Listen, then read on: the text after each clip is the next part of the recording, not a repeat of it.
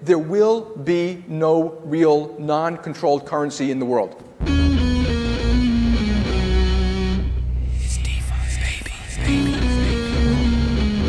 We're coming for you, banks. And this is exactly what these Bitcoin Cash people are building. Shout out to the Dragon Riders and the House of the Dragon. Because it's a completely different situation than it was 2 or 3 years ago. Yeah. That's how frogs get boiled. And they added a bunch of new opcodes and they're doing a bunch of things over there. It will be the most hated rally ever because a lot of people from some propaganda hate Bitcoin Cash. All right. Hello and welcome back to the Bitcoin Cash podcast. Following Bitcoin Cash on its rise to global reserve currency. This is episode number 182, BLISS review. And we're also going to do a bunch of clips to fill in for our lack of a guest. Today is Sunday, the 31st of May, 2026.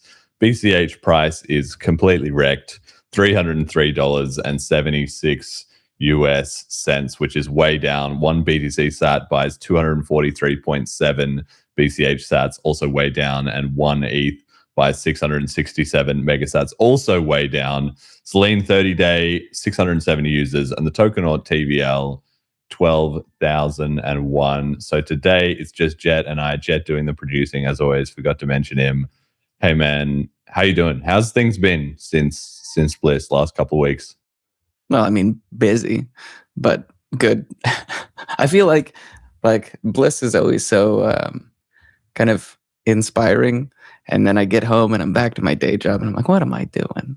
What the fuck? Why are we wasting our time here? But yeah. Well, that's the right energy. Yeah. That's what we should be. That's what we should be getting going. And year after year, it's just sort of excited. But for me, it's kind of like the opposite. You know, it's kind of like, yeah, BLISS is inspiring. I love seeing everyone have the greatest time. It's just so much fun. But then as soon as it's over and I'm checked out, man, I just crash for like a week or two. I mean, obviously we're putting out the bonus content and stuff like that, but it's just not top of my agenda to just do some more heavy lifting after that's over. But then I have a couple of weeks to recover, and then I'm like, all right, let's start planning next year. I'm already keen for it, you know. Yeah, I'm still waiting, I guess, for another couple weeks before I have that couple weeks of decompression. Yeah. Everyone's schedule is different, right? So let's just start off with it. I feel like usually if we talk about the price going down, usually saying it's an attack is cope. Obviously, there's huge manipulation. Obviously, Tether is printing up billions.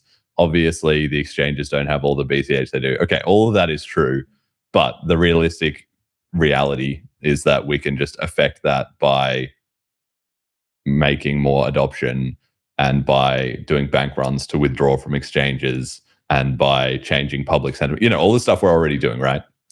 So usually, the price is down. Like, you can't say it's an attack every time because most times it isn't an attack. It's just we're not doing that well, or other coins are doing better, or the market is selling off, or like some whale has decided to check out, or, you know, there could be 1,000 reasons. So I don't often say that it's a big attack when the price has dumped. But this time, I honestly think this is an attack. So we had at Layla, we had the poison block attack, which Callan and others noticed, and then Callan talked about. If you didn't follow that, it's in Callan's BLISS talk on day 3, I think it was, maybe day 2. Anyway, you can check the live stream and find it. So that did not happen at Velma or Jessica, right? There was no shenanigans right as the network upgrade was happening, at least none that were detected, and certainly none that stopped the upgrade going live. Of course, this one didn't either, but it was clearly sort of an attempt to. And then right after that, the price has nosedived just straight down, over 40% down, 450 to 300.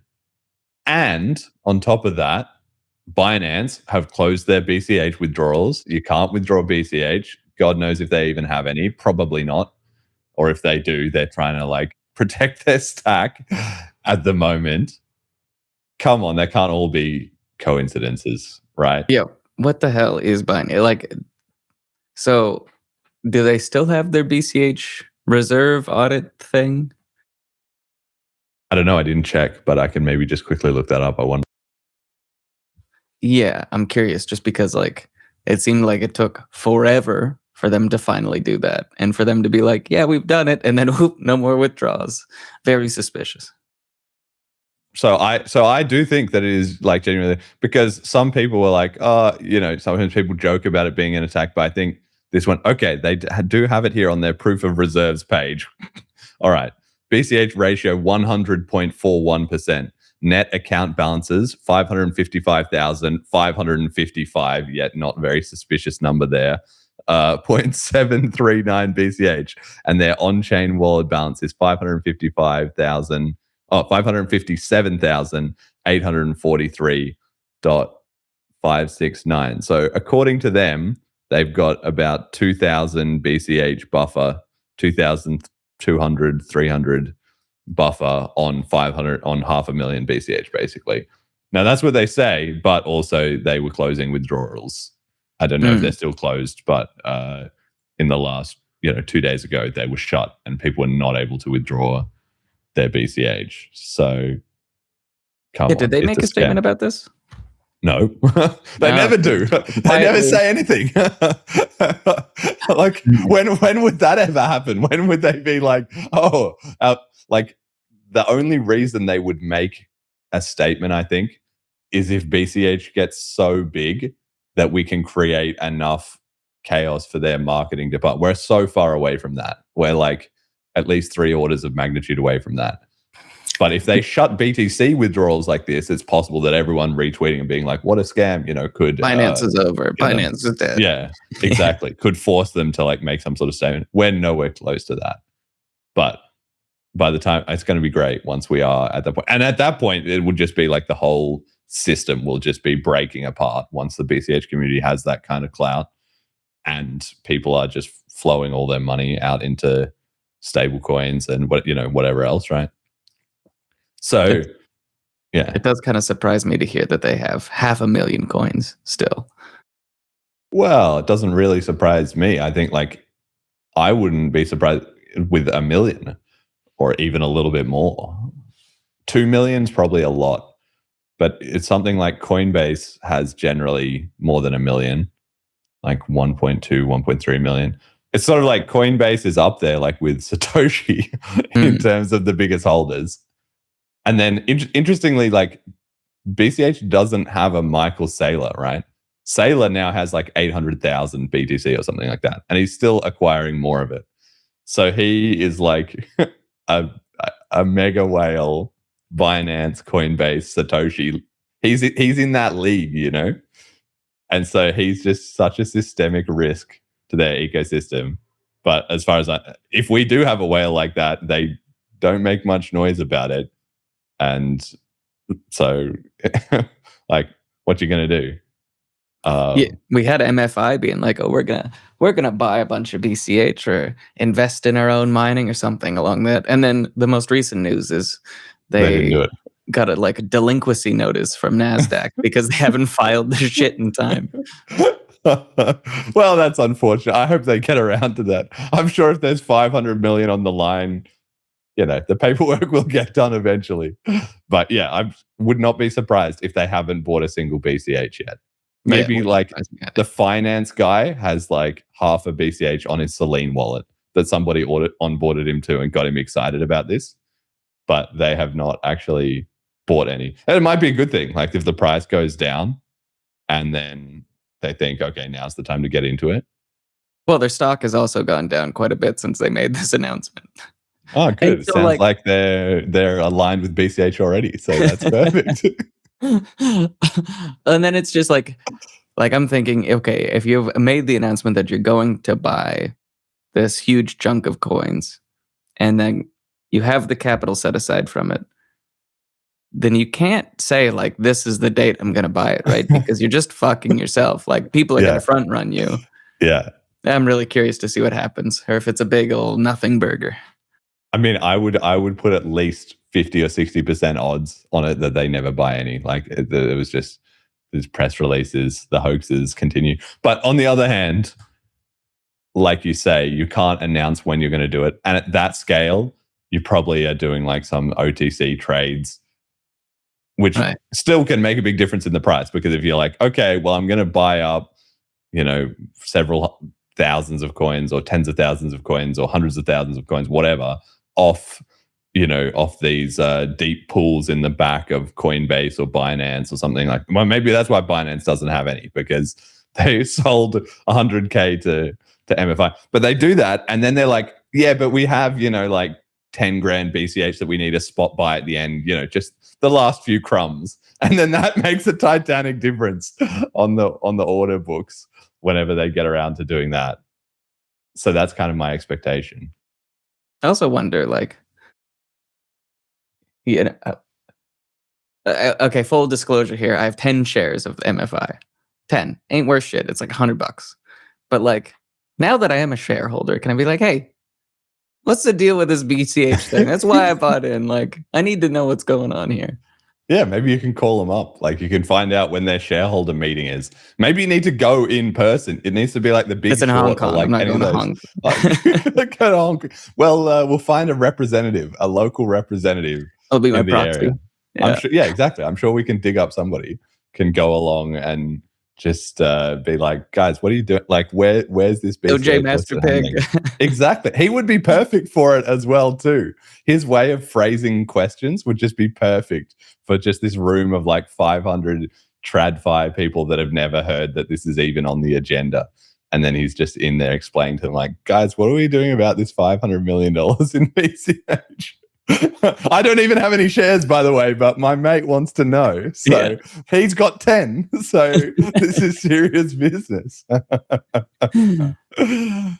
But all this is to say that we're under attack because we're winning. That's sort of how I feel about it. Like, the flip side of winning, our rising prominence, rising success, we're always trying to get more visibility onto BLISS. We're trying to get more people interested in the upgrades and all that stuff. This is what's going to happen, right? It's just the bigger you get, the bigger the pool of fish, that starts trying to eat you is, kind of thing. Yes, but I do also like fall back to the, don't attribute to malice what can be attributed to stupidity. And like, was the poison block attack really a poison block attack or just some idiot? Like, I know Callan was like, they rented a bunch of hash power. But that the fact that they could find this exploit but not double check that we were even susceptible to it is insane. Like, it's so stupid. But that actually makes me more confident that it was a malicious attack, because it sounds exactly like the kind of thing you would do if you were being malicious. Was, okay, these stupid idiot BCH guys, I've not been paying attention for like a decade or whatever. I finally heard about this grand upgrade. I'll show them. Like, let me just get everything set up. Sometimes when you're doing something very complicated, what gets you is overlooking something simple, right? Like, that, to me, that actually makes perfect sense. And a poison block attack is not just like, oh, I threw it together in my like basement. Like, you have to actually seriously know what you're doing. You have to be monitoring the vulnerability disclosures, of which there was one. It was like on the 5th of May or something. So it was only 10 days before the upgrade. So it's very believable that if you were an attacker, you would think, okay, they probably still got this because A, they might not have fixed it in time, or B, they might not be aware of it, or, with their upgrade, they're going to be busy with other stuff. I don't know. To me, I think that makes sense. I'm very confident that it was a malicious attack, but it's just that something like the attacks are escalating because we're winning, and just the whole community needs to be aware of the better we do, sort of the bigger the attacks are going to become. Like, that's a real, until we get past, there's a tipping point where we get past the point that each of the various people that would try and attack us kind of realizes, shit, I can't stop these guys. I've got to just buy some BCH and let them rip. Yeah, so do you think the attacker has confidence in BCH now, being like, oh my God, they fixed this shit 6 years ago or whatever? I think it certainly would have made an impression. But that's why the simple oversight makes sense to me. Because it's the same thing that happens not now, but a couple of years ago, when people would try and debate me on like Twitter on Bitcoin, where they'd be like, "Oh, this guy, he's got his Bitcoin Cash name and profile," and they'd make some stupid little like comment, and I would absolutely wreck them on it. And then they would be like, "What? That was a bit weird." And then they'd make another like stupid comment, and I'd wreck them on that again. And then they'd either go silent, or maybe finally they'd like you would know that they would think, "Well, wasn't it what?" And then they would maybe be digging into it or something. Like people can be very, very overconfident about BCH in particular, but just in general, people can be so sure of themselves when they feel like this guy is in the camp of morons, you know? Yeah. Yeah. Maybe it's that Dunning-Kruger thing where it's like, the more things you know, the more things you should realize you don't know. And it's not, people haven't got there yet. Yeah, here we go. Dev Tipo says in the chat, I wouldn't be surprised if they only checked if there was a recent commit that fixed the bug. Exactly. That's exactly what I would expect. Oh, okay, dug up the repo, had a look at the latest release notes, no mention of it. Boom, let's rock and roll. Like clearly they haven't done it yet. Yeah, that makes sense. All right, so all this is to say everyone should stay alert. And I also want to point out that Parry on USD has had perfect launch timing. Also, Moria USD, also BCH Bull, of course. Like these volatility solutions are the way out of this kind of attack, where if they're not going to get us on upgrade attacks, they're going to try price attacks. And the solution to that is everybody being prepared for volatility and, as much as possible, extricating your financial dependencies, not all of your money, but your financial dependencies from being linked to the BCH price, right? Just have income streams that are coming in regularly. That's a good thing. Holding some amount of stable coins to, whatever allocation makes sense to you. And then, of course, across the ecosystem, as everyone does that, it just makes us more and more resilient, having dry powder to DCA over the next year or whatever, if people are manipulating the price down, obviously continuing to practice self-custody and so forth. But we're just going to become resilient to this. We already fairly much are, right? Yeah. This is not like the first time we've seen this. It's the least effective that any price crash has ever been. But you want to make a prediction? You can make a prediction. No, I don't want to just do it alone. Have an open What's question. your prediction? What do you... The framing for the prediction is, how low do you think the price will go? Probably not. I don't think much lower than it is now. Like maybe 250, maybe 225. Who knows? They'll hear this. Okay, we've just dropped under 300, but it kind of was very rapid. Like it was from 450 to 300, then it stopped. So that seemed to be like roughly the floor at which they stopped, they either stopped trying to manipulate it or they just ran out of powder. I don't see it going down to 200, 150, 100. Like I just can't see it. Because also the previous upgrades, Cash tokens, Jessica, Velma, we got huge pumps after those. And rightly so, because the community showed that it could ship a strong, powerful upgrade, and the market generally rewards reduced execution risk. This is a really good point somebody made about ETH one time, was that the Ethereum community gets value out of doing upgrades, whether or not the upgrades are good. Hopefully they are good, right? But even if the upgrade is bad, the fact that, let's say it's neutral, the fact that people can ship an upgrade and show that if an upgrade is needed, we can ship one, is itself confidence inspiring. Like the opposite is true of BTC, where they have not done an upgrade and all their upgrades have sucked. And if there is contention around an upgrade, it's going to create uncertainty, not confidence, right? Until it goes well. So anyway, that's where that is. Okay, so BLISS. Thank you to everyone who attended, first and foremost. It was a record high. We hit 71, I believe, off the top of my head, attendees, which is a 40% growth from 50 the previous year. So that's a very substantial increase. as far as I'm aware, everyone had a great time. I haven't really heard any complaints about it. The bonus content that we put out there, Roscoe's Cash Script Workshop, the 2 BLISS backstage interviews, you can check in on, as well as the live streams if you missed any part of that. And we had a podcast pre-show episode 181 that will be coming out as well soon too. So as well as obviously the event itself, there's been a ton of content for everybody watching online, and even people who were at the event. You know, you didn't necessarily have access to all of that, or you might have missed it at the time. So plenty of BCH for everyone to enjoy. What was your favorite part of the event?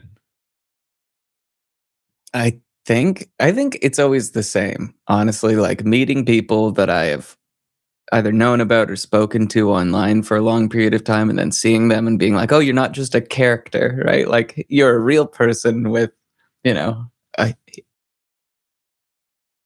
think just that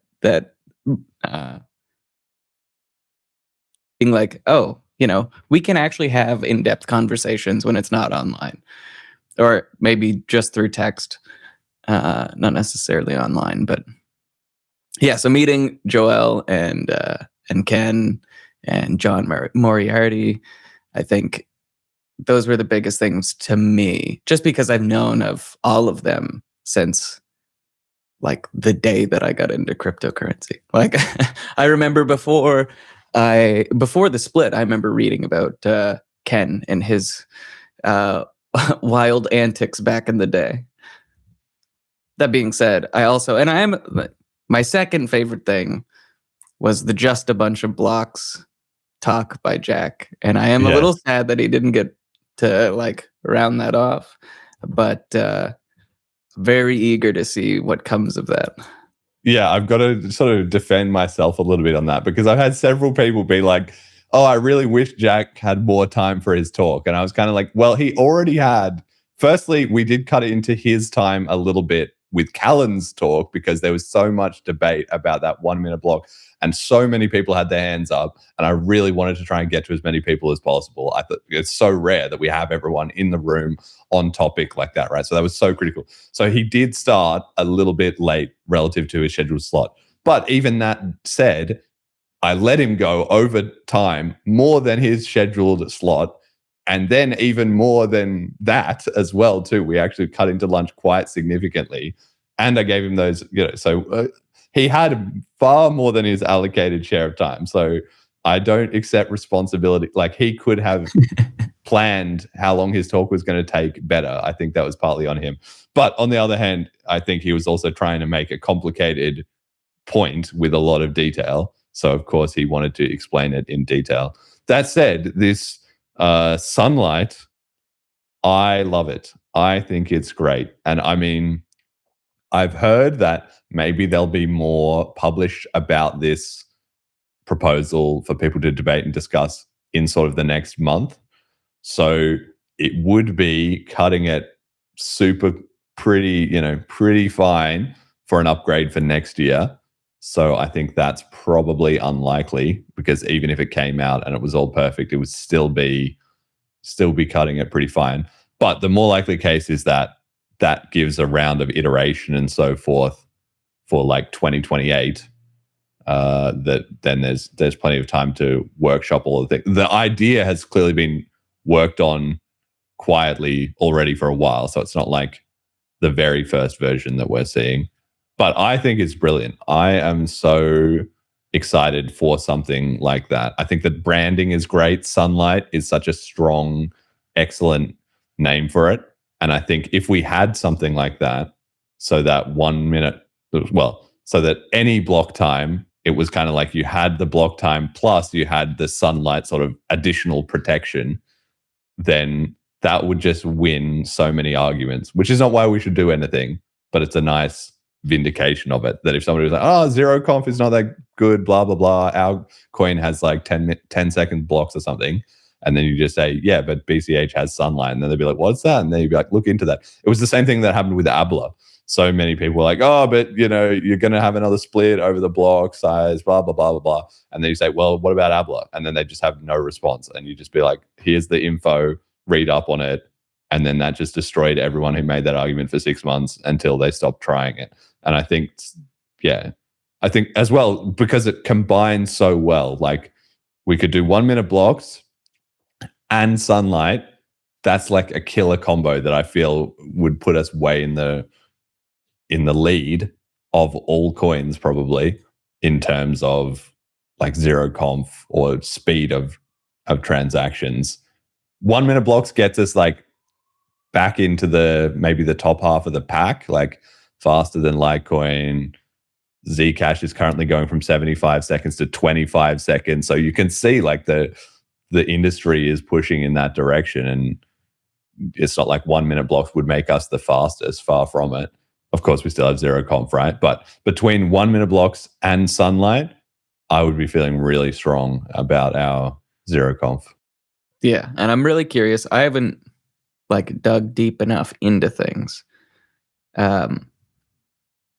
But I'm curious if this would help ease some of the, like, I don't mean to name names here, but I know Marius is always like, oh, well, what about Avalanche? Like the BCH community has this unhealthy, like, hatred towards Avalanche. And I can see it, like, but, I think that's the trauma of dealing with a split again and again and again. Would this help? Maybe I should just send him a message. Hey, would the sunlight proposal help your, I guess, lack of interest because we don't want to do Avalanche? We don't want that hybrid. I'm gonna like, I can't speak for him. He can give his own take, but my guess is he won't be interested. He'll be like, no, I don't care, because as far as I can tell, it's one of those things, people either have an objection for having an objection, or they have an objection for an emotional reason or a tribal reason or some other reason. And having discussed and debated that with him several times, I really do feel like it's more in the emotional and tribal reason, actually. Like it just seems like he was already kind of a bit upset with the BCH community, and then that has been the reason that he's used to say, like, what are you guys doing? Rather than the other way around, like, oh, Avalanche is so brilliant, and then the fact that nobody cared about that. Because there's literally eCash. He's like, I want BCH plus Avalanche. And you're like, there's literally a community that is doing that thing to the letter. And is he interested in going to help them out or chatting more with them or getting involved in their scene? No, it's the opposite. He's left BCH to go do more of ETH, which is obviously not a good sign. I would love to have him more enthused and interested in the community. But when you see that happen, it's just kind of like, it's not that believable of a sticking point when you're not following the thing. People are just always like that, I want X. Here is X. Oh, no, but not like that. Okay, so you didn't want X. You wanted to complain, or you wanted to vent some other grievances or feel superior or something, Yeah, and then I do really need to do a deep dive into things. But then also, like, what about the whole weak blocks? Or like, what was... There's Shadows, those, like infrastructure partial blocks or something. Yeah. But I feel like it's all variants of the same thing, really. Yeah. That's what I feel like. I mean, faster blocks is obviously faster blocks, but setting aside faster blocks, there's just this whole category of things, whether it's Avalanche, whether it's sunlight, whether it's like weak blocks, whether it was, what's it called, tree chains, or whatever the Peter Todd like scam proposal was back in the day. It's all basically the same idea, which is just there's already kind of proof of work and or some other way that you can get everyone linked up super quick. And then it's just a question of how much confidence do you put into that, and how do you merge it into the proof of work real blockchain over time. Like, okay, the details vary, but they all sort of, there's not like multiple categories as far as I can see of solution. Like, they're all sort of in the same bucket. It's just the details that differ a little bit. Yeah. I think just to maybe get my point across with my support for 1 minute blocks. Because, first off, I don't think anyone objects to making zero conf better, right? And I like the idea that the more people we have using zero conf, the better it is for everyone. Sure. Up to certain limits, of course. But I also think that we need to meet people where they are, and even talking about confirmations with the average normie is a complete waste of time. They don't care, and they shouldn't have to care. So yeah, can we do the faster blocks just so that I don't have to wait 40 minutes for a confirmation to get a fucking grocery gift card? And then we can work on making zero conf better. Because interacting in the community, it's never been a problem. It's always been, onboarding people or offboarding. Offboarding sounds weird, but using the BCH. I mean, I completely agree with you. And that's one of the things that I really like about A, 1 minute blocks, and B, Sunlight, both. Well, 1 minute blocks more is that it's basically not mutually exclusive with anything. Right. Like all those things that we talked about before, not one of those things would clash with 1 minute blocks of those existing proposals. And I would be more convinced by the 1 minute block skeptics if they were like, A, we have a really good proposal to make zero conf a lot better, and B, it clashes with 1 minute blocks somehow. But there's no such thing as that. Nobody has either done the work on such a proposal or B, demonstrated that 1 minute blocks would be bad for it. It's usually the opposite, which is certainly the case with Sunlight, that the faster blocks actually helps it. You get more, it's actually better with 1 minute blocks, which makes sense because they're attacking the same problem. So if they mesh, then they multiply on each other, which is you get Sunlight, like a pre-conf basically, or an escalating pre-conf, and then the 1 minute conf locks it in. And I still can't really understand why a lot of people can't understand the idea. You say, okay, we're going to do 1 minute blocks. And they say, okay, well, 10 1 minute blocks is just the same as 1 10 minute block. And you're like, yes, but 2 1 minute blocks is pretty good, One 1 minute block can be maybe more easily reorged, but 2 1 minute blocks after 2 minutes still means you have 8 minutes where you're more confident than you were before. Or 3 1 minute blocks, 4 1 minute blocks. You get more confidence faster. I don't understand why people can't really grok that a lot of the time. Did we ever remove the checkpointing either? No. So 6 confirmations, which we'll get to in less than 10 minutes, less than 1 block. But I think that the checkpoint would be moved from 10 blocks to 100 blocks. That's in the proposal. Because Bitcoin Cash Board is very smartly does not want, as far as I know, to have any complaining about this. We're not stealthily trying to change anything like that. The difficulty algorithm adjusts the exact same. Abla adjusts the exact same. The checkpoint is the exact same. The time locks are the exact same. Everything is just the exact same, adjusted proportionally where necessary to maintain that. But it's still better because 10 1 minute blocks, you have more intervals in that point where it's working. And also an actual block is harder to reorg. It just is.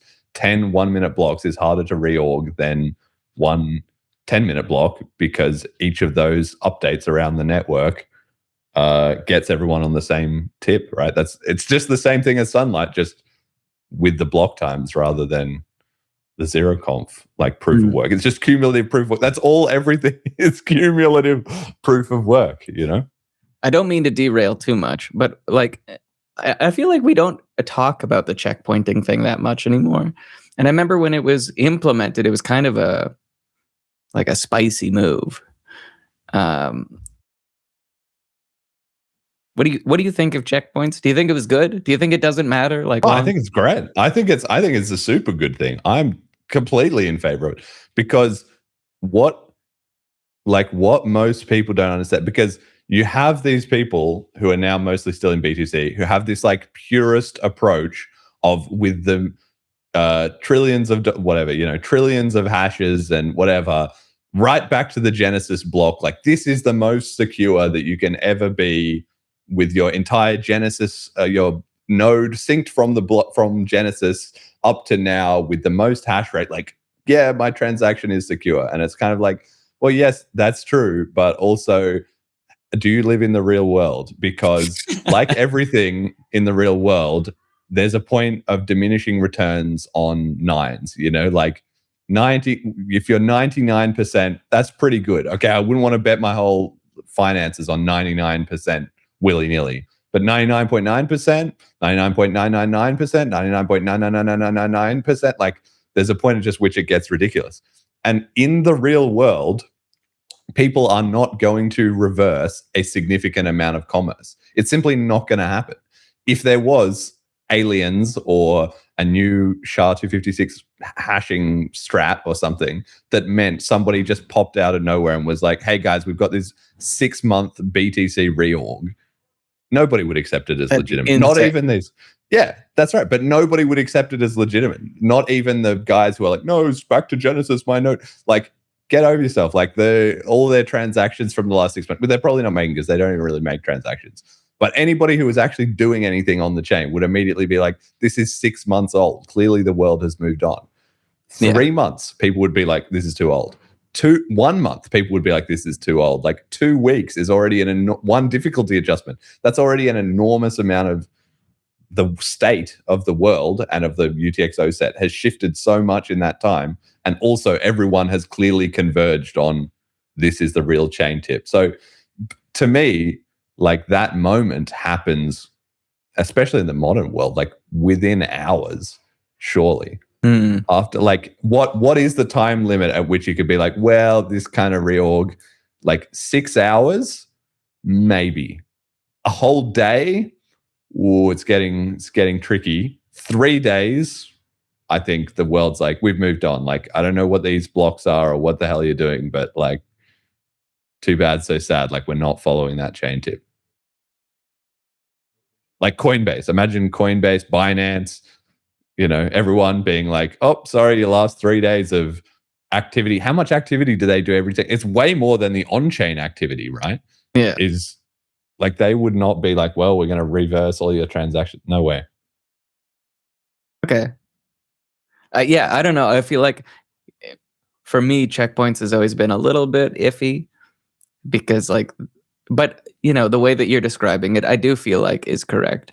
And I'm curious if it was like maybe an oversight or if it was just like, oh, well, we don't need to make a new rule because the incentives work out in such a way that the, likelihood of this ever happening is so low. Because, like, lasting chain forks wasn't predicted. Yeah, something to think about anyway.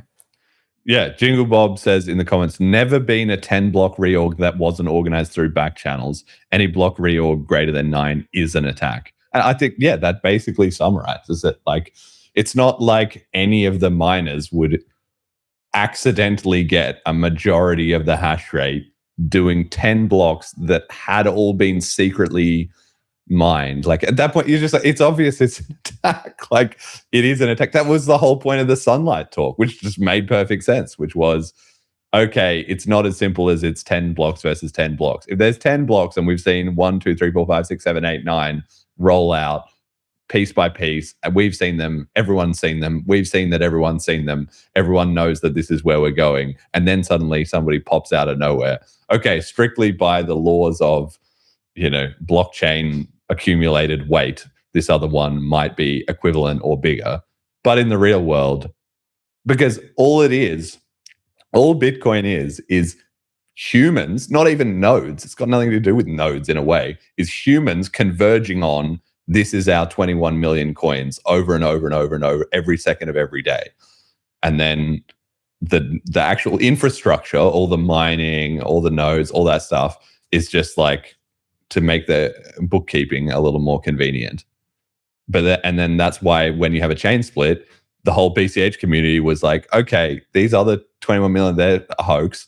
Like, this is the real coins, and the opposite for the BTC guys. And then as time goes on, it just becomes more and more like that. You just live in the reality with the people that you agree to be in it with. But it's just, that's what it is. It's nothing to do with the nodes or the mining. It's, do the people recognize it as valid? And I said that in the Telegram chat as well. Like, I was talking about that. The original form of money was just a ledger in people's minds of, in a tribe of 50 people, this guy killed a massive deer and we all ate for a week. So we're all, when he needs something, we're going to help him out. And that works with 50 people. But then past a certain scale, you're kind of like, okay, we're going to need to write some of this down. And that's how you get a ledger. And then now we've just abstracted that ledger into cyberspace, and just because it's more convenient at planetary scale. All right. That all makes sense. Definitely, it's something, especially with the sunlight stuff being more and more. I want to revisit the checkpoint thing. I want to be, because I feel like that's the last piece that I'm like, I don't know about this. Yeah. Well, I think I'm personally bullish on having 1 minute blocks come to consensus in November and lock in, which then would mean we've got a sick upgrade coming the year after, and now our, what do you call it? Our reach, our clout is high enough that people are going to know about that the day that it locks in. Like Layla, people, like every subsequent upgrade, the industry knows, or people who are paying attention, there's more and more people paying attention. So if it's like BCH has got 1 minute blocks coming, if we know in November, everyone will know in November. And then that will be then hype for 6 months. And then, of course, as always, by the time it rolls around, it's just like, like that's the same thing. Like if we tried to unroll 6 months of blocks, it's the same as if you showed up to Bliss and we're like, guys, we got to stop the Layla upgrade. I disagree. Everyone would be like, what are you talking about? Like, not like this has been baked. The pie has been baked for 6 months. So it's just the same concept. Okay. But then, anyway, that's what I'm saying. Because then if we had locks in November, goes live next year, it's a banger update. Also, everybody is discussing sunlight for the year after to really like hammer the nail home on ZeroConf, and whatever else is being discussed as an upgrade that has come up in the meantime. And then 2028, the upgrade is sunlight plus some changes to the script system, or like whatever. Who knows what kind of stuff we'll have come up with by then. That just sounds to me like such a strong roadmap. So I'm in favor of it. Okay, one other thing I wanted to touch on with Bliss very quickly is every single year we have this discussion where people are like, should we relocate the next year? Should we do Ljubljana again? Should we go somewhere else? And it's just always just this tough tension, because every single year we get a bunch of people who say, guys, I would love if you relocated it onto a transport hub that made it easier for me to get to and cheaper for me to get to, and also maybe a change of scene. We can explore like a different city. I've been to Ljubljana a couple of times now, that kind of thing. And the other problem that people seem to have, which is a bit more resolvable, I think, is being like, the local adoption isn't quite there to make the whole conference as compelling. Where in that first year, everyone loved that. And then the second and third year, the situation wasn't so good. But I feel like maybe if we can get some more local adoption going, even just a couple, like 1 or 2 restaurants that everyone can go to or something like that, that would make a big difference. And then on the other hand, we also have a bunch of people who say like, I love it here. Like, let's not change it. It's working. It's good. It's become the Bliss staple. Everyone loves the venue. Everyone loves the food. We don't have it. Like, the staff are all great. The rooms are great. We basically don't have a problem. They're very accommodating. Like, don't change a winning team. Do you have a view on that? My biggest thing is I would like it to be somewhere where I can pay for the hotel in BCH, because the hotel is my biggest expense. And like I'm not all in, but I'm too in BCH. Yeah. So like to do this, I have to now sell coins, which I don't ever want to do. Like I'd rather just go to the hotel, use it as the money that I purchased it to use it as, and be done with it. Yeah, because especially like with this bank run stuff, like I'm every other week buying these coins and then get home and it's like, well, here you go, guys. Here's all that I just took from your exchange. Like, yeah, Yeah, no, and I think that's huge. I think that is really huge. And of course, if anybody wanted to pay with a hotel, like you could come and talk to me. I said that a couple of times. Maybe I didn't emphasize it as much as I should have. But yeah, like, yeah, it's just such a like that's the one sticking point with the actual venue itself. Like they've been great in so many ways, and that's the one thing where we just can't get any traction with them. So it might just be fix this, or like we're not going to be there next year. I mean, I certainly felt this third year they were even more accommodating than they ever have been before, because they can see we're bringing back a ton of business year after year after year, and like that's what it is. We're spending a lot of money at the venue. Yeah, they were So- super nice too. As soon as I walked in, he's like, "Oh, it's nice to see you again this year." Like, very strange. I assumed like they just have so many people come and go, they wouldn't remember me being there for, a week. But yeah, super nice staff. Very accommodating venue. Yeah. So anyway, that's it. Obviously, yeah, remains to be seen. I still need to talk to Jonathan and review the event. Ryan and I, we'll get together and we'll see. And we're not going to lock anything in, well ahead of time anyway. But that's kind of the perpetual debate that we always have. I would say, yeah, probably on average, if I had to guess, Jonathan and I are more in favor of let's just keep doing what's already working, because the people who say let's do it somewhere else, I think they don't really know what they're asking for in terms of if we go somewhere else, then the event will kind of get set back in a certain way, because suddenly it'll be a new venue, there'll be new staff, there'll be a new audio system, there'll be new streaming, new setup, like so much stuff that we've now got a system for and that is working well, we would have to go back to square one on. And if we do a good job, that wouldn't be as noticeable from the outside, but inevitably it means we miss out. Like we could have done this X, Y extra things that we didn't do, because it's just like back to square one on all the basics. And at a certain point, the event will be so big that we will have to relocate probably. So there is going to be a point at which a relocation becomes a very serious concern. But for this year, it was fine. If we grew again, another 40%, 100, 110 people next year would still be fine. After that, who knows? Maybe we're doing multi-track. Maybe we're doing multiple rooms. I don't know. But then after that, like it's not the type of venue that can have more than like 300 or 400 people. But that's a long way down the road, right? Yeah, multi-track sounds like more of a nightmare in my mind than changing a venue. Like, at least for the streaming side of things, that just means we need twice as many hands. Like, yeah.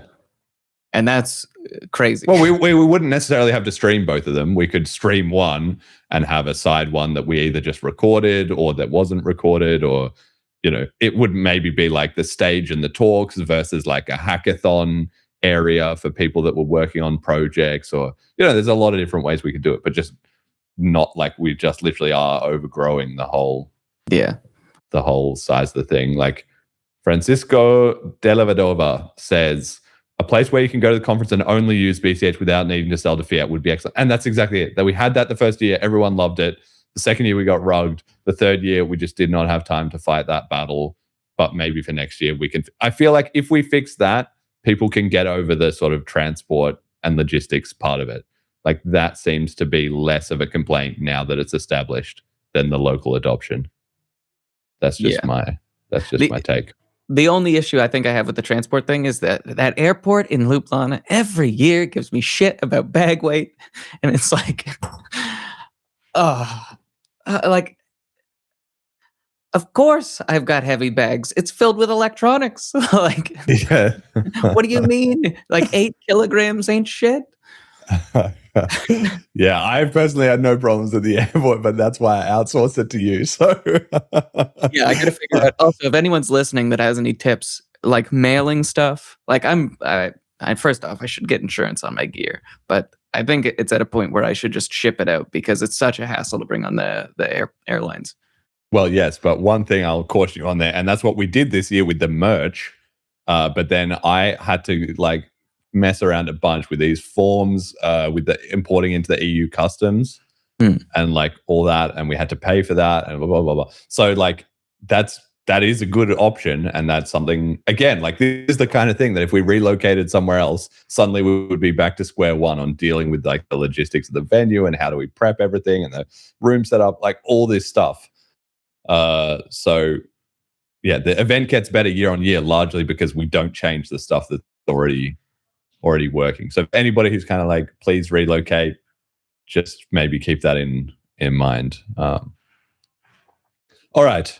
Okay, so that's enough about Bliss. Now, as a sort of follow-on to that, soon after that, basically, Vlad Costea has done an 8-hour marathon stream with a bunch of BCHs, of which there was also much excited discussion about Bliss. The whole thing was super great, so everybody should go and listen to the entire thing, basically. But there is the two best bits, in my opinion, were the start, where Vlad kind of says, you know, BCH has been associated with Roger Ver and Jihan and Amori, and that's kind of like what people think of when they think of Bitcoin Cash. Like, who are you guys? Like, who? They're not on this call, but I'm talking apparently to the BCH community. Like, who are you? And I thought that was really good because I've said before, I feel like it's about 3 years just seems to be the delay between something changing in crypto and sort of the broader world becoming aware of like it's now 2026 and everybody understands cash tokens, right?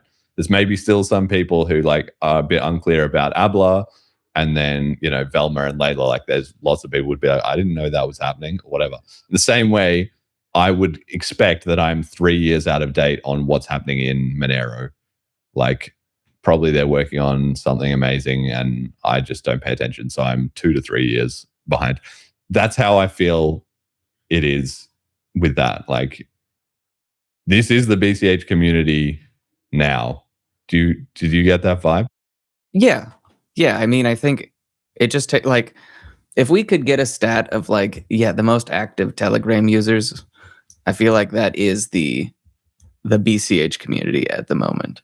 Maybe not most active, but like, I feel like I see all of these guys actively talking about BCH. You know who I don't see talking about BCH? Roger, Marie, or G. Yeah.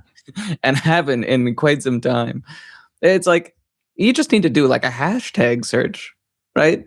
Like, but it just takes time. It just takes time for people to change their associate. This is what I'm saying. It's like everybody else is outside the bubble. They're not in all these Telegram groups. They just hear that one thing, BCH, whatever.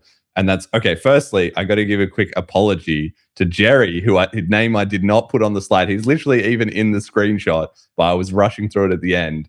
I think I got everyone else. Maybe he was the only one that I forgot. Maybe there's somebody else who checked into the stream that I forgot. But sorry, Jerry. You should be on the list. My apologies.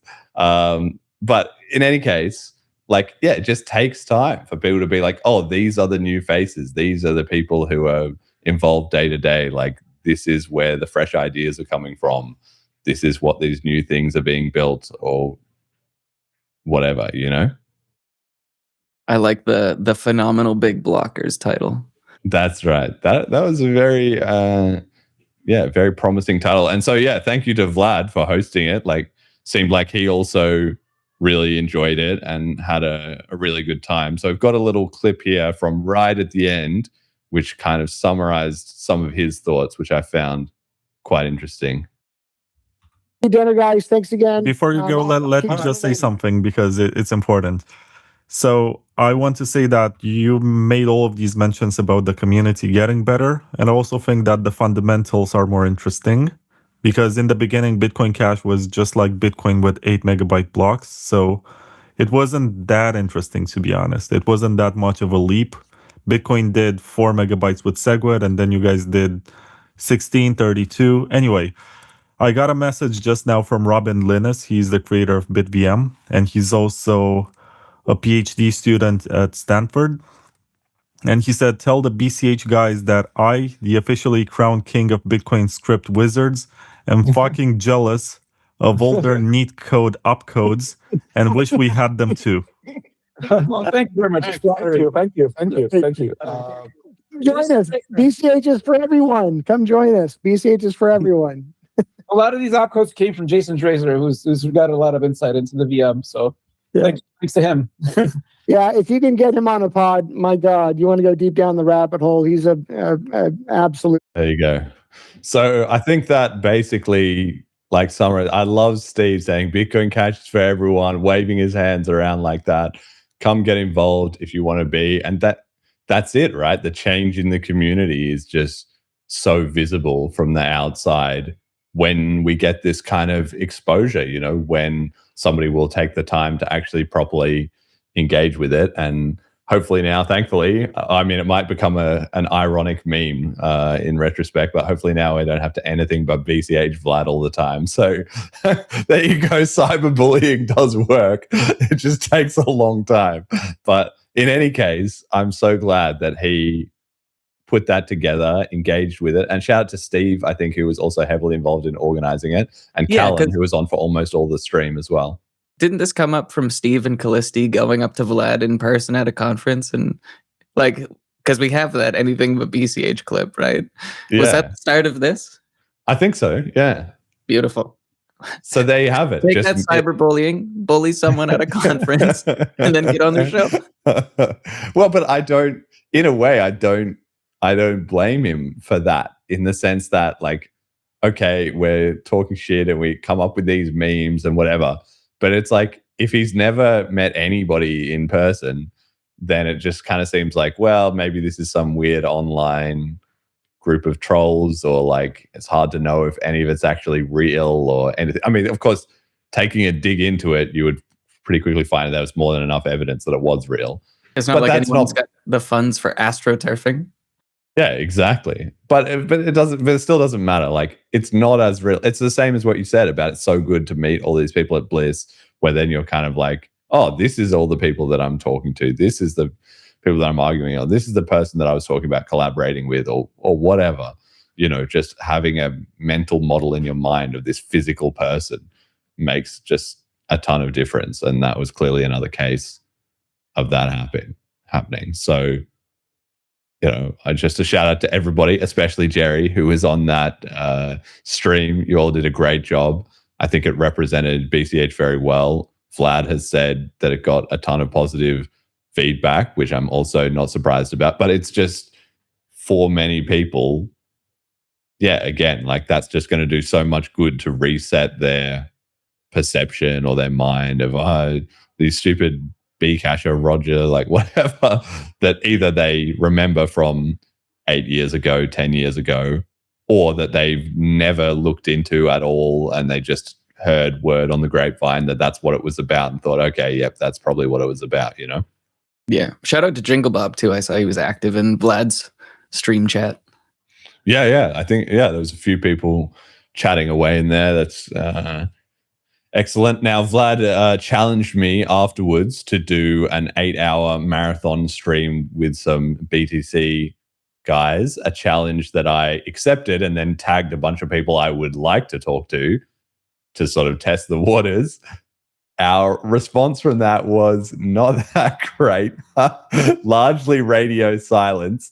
And Moonsettler and Paul wrote back, Paul Stortz wrote back and said, I mean, sounds like we'd probably just rehash a lot of what's already been said already.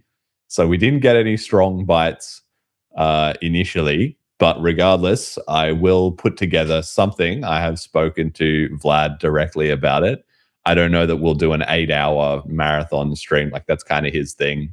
I don't know that this show is really the same vibe, but regardless, I do hope that we'll be able to put together something with at least a couple of guests to get maybe some different takes and some different insight into where they're at. I mean, honestly, it was quite impressive that Vlad did do that whole stream with it was just him and like all the BCHs, you know. He didn't even have one quote unquote like ally, but then it's just so telling that didn't matter, of course, because everybody was, of course, just friendly and just joking around with him and just telling him exactly what we've been working on, basically, you know. Yeah, I'm glad we've shed the I did see there was a little bit of talk in the couple hours that I watched of like, oh, but is it the real Bitcoin? But I'm glad that we've shed that argument just being the only thing that people go on about. And I really liked that point that he said in the clip there about BCH being different. And I think that's really important for the BCH community to understand, because naively, you might think a BTC, somebody who likes BTC, somebody who's invested in it, somebody who's in that ecosystem, you might think the more something was like BTC, the more interested they would be in it. They already like that. This is similar. Great. But it's actually the opposite, which is the more similar it is to something they already like, the less interested they're going to be in it, because they're like, well, we've already got BTC for that. Like your minor variant or whatever just doesn't sound that great. Like it's going to take me time and energy and effort and whatever to research or get involved in something else. If I want to do that, it's got to have an element that it's similar, right? You can say, oh, it's still the Genesis block, it's still Bitcoin, a peer-to-peer electronic cash system, the same 21 million, proof of work, they already understand all those things, so you don't have to sell them on that. And that helps, because if you say, oh, I have, coin number 1000, they might be like, okay, this is just too far outside. But setting that aside, it really is the things that make it different that make BCH more interesting. And so that's just another reason that I'm bullish on upgrades and things that we innovate ourselves. And it could be 1 minute blocks and sunlight. It could be culture. He had a joke with Fiendish about having his green sunglasses and the history with like the laser eyes. That's a good part of it. Whether, we have slightly different wallets or we have a different focus of what the ecosystem's working on, the VM upgrades, the DeFi stuff. Like if we have quantum solutions rolling out that BTC doesn't, like all these different things, the more different BTC and BCH, even the fact that we've rebranded everything to green, and it didn't stay stuck on that orange with the cash bill that was kind of more same, like everybody understands that concept, right? That differentiation is better, especially for BCH, because we do have to forge our own narrative, right? Yeah, I think that Callan kind of made a good point too, where it was like, when we split, it was a lot of like, rebels, ragtag, rapscallion kind of thing. And at some point, you can be like, no, we don't want this thing all you want, but you've got to build something. And we did a good job. Pat yourselves on the back. Well, that's right. And now we have done a good job. And I think that's coming across in terms of it takes a while for those things to compound. That's what it is. It takes a while to get everybody reoriented on the same page. Of course, there's much fallout and problems in that. B, then you have to actually make something good. And then C, you need to wait even years longer with relentless promotion before other people start paying attention and like, is this even worth looking at? And there you go. So we're now kind of getting to that point. And it ties into what we said before about the attacks. Like the more visibility and reach we get, that's good. That's what we're trying to do. That's the whole point. But it also is going to come with more negative attention as well. It will be proportionally less. So we're going to get more positive attention than we get more negative attention. But still, it's just something to be aware of. And it just makes it also, as we're on a bigger and bigger stage, the importance of not screwing up also becomes bigger. Like if we have another disaster somehow, then that would be an easy thing for all the critics to jump on. Like just as they were getting to the point of being like, well, maybe there's something to this. If there's a problem, then it'll be, oh, I knew it. I knew it the whole time. Like, of course, they were just idiotic scammers or whatever, right? Yeah. So I think, everybody should just be kind of aware of that. Okay, speaking of that, let's get on to our check-in on our poor, not quite friend, Bitcoin mechanic in his struggles over in BTC land. So for anybody who doesn't know, last year, we made an episode almost exactly 1 year ago, a little over a year ago in May. We made an episode called 151 Bitcoin Mechanic and the Architects of Spam.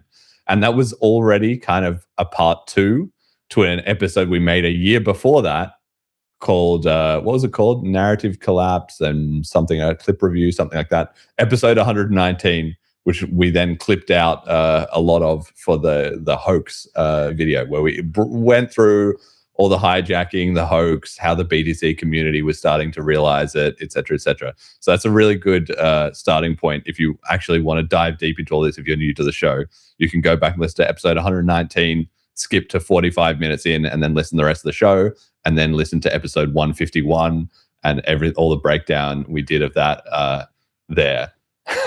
But it's 1 year later, and he has been struggling away in order to try and fight spam and realign Bitcoin to the way it should have been. So, firstly, a little bit of credit to us, because of course nobody else is going to give it to us, that we hit 100%. I didn't even think we'd get 100%, but we literally got every single prediction from that show right. The mining pushback, the increased censorship, interference by Blockstream, the creation of Potemkin clients, Adam Back, Michael Saylor, and Peter Todd jumping in the various different ways, the stalling conferences that they held, getting up to 25% of the node max, which then has since like collapsed a little bit. Even some more of those other things that we said, like everything that was on those slides, and I documented all of it on Twitter, have the proof, the receipts for every single thing, hit 100% of them. So I'm quite proud of that, because it just goes to like the only proof is time, right? Truth doesn't rust. So in that sense, we got it all right, and people going back to listen to it can be like, oh shit, like really? Because it gets out of time, right? If you listen to it now, you're like, oh yeah, duh, obviously that's what happened. But at the time we said it, none of this had happened. Like this was all, forecasting. But accurate forecasting is a sign that you have an accurate mental model, right? So anyway, Bitcoin Mechanic has been struggling through this long series of problems that we predicted, and he has since plowed through one by one, like in a hurdles race, like those clips where like everyone's doing the hurdle race and one guy just like gets like, fuck it, I'll just run through them all. That's kind of what he's been up to. And he literally got banned off our Bitcoin today or yesterday, I think. And he put out a video whinging about it today. So we have a short clip here in 2 little segments, part 1 and part 2, to hear where he's kind of at after this year of working away on building consensus for a BTC upgrade. Let's see what he has to say. I didn't even think they would delete the post, to be honest. But they did, and they banned my whole account from the subreddit. So that's pretty funny. It's annoying because I get it. Reddit's always been, that is Reddit for a start. But there isn't really much conversation possible about this stuff. The mailing list is stupid. Everything that goes on GitHub gets deleted by, the spam bot, and they just leave it, even if it's obviously a human interacting or submitting stuff. I'm not going to delving Bitcoin because it's a tiny little echo chamber. Bitcoin talk is useless. No one uses it. There are a lot of venues here where you can have potential conversation, but nothing ever happens there. Reddit is the potential for actual wider conversation, which is presumably why it's so locked down. Twitter is great for that too, but none of the people on the other side use Twitter. Actually, there are people against Bitcoin 10 on Twitter, but there's a lot of mutual blocking there, unfortunately. But none of the core devs the people that are respected that are against Bitcoin 10 are basically just some core devs. No. All right, so that's the first part. And of course, as we predicted and as we explained, just the control grid has got him. All of this censorship, all of this control of the narrative, like he is really having a tough time finding, wait a second, I am like a Bitcoin unofficial influencer and I can barely get the word out to anyone to discuss any of the important stuff going on in Bitcoin because it's all censored and controlled, which is exactly like it's one of those things like you feel like you have free speech until you want to say something that the powerful people don't want to hear. Then suddenly you find out maybe I don't have that much free speech, right? I don't know, but this is exactly it, right? This is the hijacking made manifest. Yeah, I don't. We told you. Well, that's right. I mean, the whole thing Again. is just like we've told him like so many times, and it's kind of like, but people have to learn. They have to make their own mistakes. You know, it's like he clearly wouldn't listen. And anyway, that's all right. Let's hear this second part, which is on a kind of related topic. That's just how it works. So I was way too generous with that argument at the beginning, and I've completely lost patience with it now. It's frivolous obstructionism, and none of these people will sit down at the table and actually discuss the thing properly. Really, it's just all about control, as usual, and governance and snobbery and disdain for actual Bitcoin users and a desire to coordinate things in a centralized fashion, like they're doing with the great consensus cleanup, where they're like, oh, look, a mining pool is signaling activation for this. That's how it looks when you've got actual consensus. That's a quote from Merch.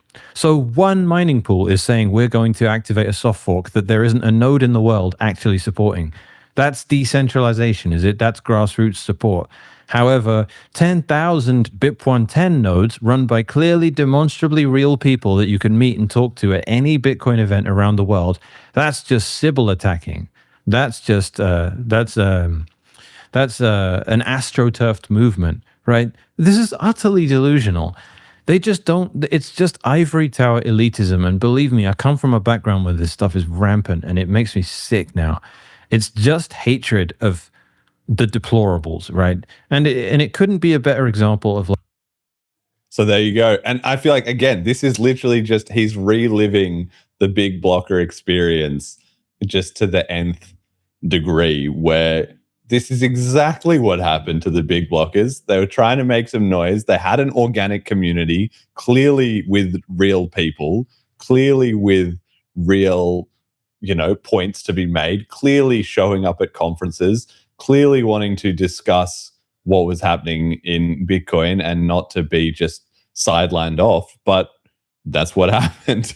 We got completely sidelined eventually because we didn't have our hands on the levers of power, as it turned out in the end. And the real decision making was being done by a small clique that had control of exactly what was happening, who then said, oh, well, there's gaslighting about consensus, going in circles, and then ignoring all of the real people that were a significant part of the community. And so for him, I don't know at what point he's going to really put it together that this is what our experience was like. And to be fair, in the last year, he has had a bit of a change of heart where he started to say, like, okay, look, the Bitcoin Cash community and the big blockers, like, you were a bit swept aside, and maybe I didn't really understand at the time how you were feeling about that, and we shouldn't have dismissed you, and so forth. So well done to him on starting to come to that point of view, and that's been really nice. And then he started to, but he still, funnily enough, thinks that there's some salvaging the situation with the people that he can't make any inroads with. And he still kind of is trying to be like, I'm discussing in good faith. Like, I do want to reach out to someone, and the truth will shine if I can get in front of an audience and we can discuss it. And clearly it is to those grassroots people that are coming to talk to him at conferences, that are responding to his messages and so forth. But it just doesn't break through the like steel walls built around Bitcoin core, right? I feel like that's just, it's what we said in the episode a year ago. Like, you cannot deal with a malicious person until you understand that they are malicious. If you don't understand that, no amount of, oh, let's go back, like a drug addict or anything, like going back for that one more time, one more chance, this time I'll be able to get through to them, etc. It's like, you're not dealing with a situation where that will ever work. And you just, as painful as it might be because of your emotional attachment to, that argument or the people that you were dealing with or whatever. You just have to get to the point of being like, okay, we're under attack and this is malicious, which he now is most of the way there too. But that hasn't quite clicked that like it was always malicious. Like from the start until now, there was no point at which it wasn't malicious. I was just naively going along with it, When you say most of the way there, what's the last piece? Well, it's sort of not a direct piece. Well, the last piece is probably going to be that his attempt to have their fork and split off and everything goes like super badly, and then he's just like, holy crap. And he'll come to that in the next clip that we have. He sort of goes into that a little bit. But really what he needs to get to is he's kind of realized, wait, the Bitcoin Cash people were unfairly dismissed, and B, they were actually more right than I realized about some of the shenanigans that were going on. He's got both of those things.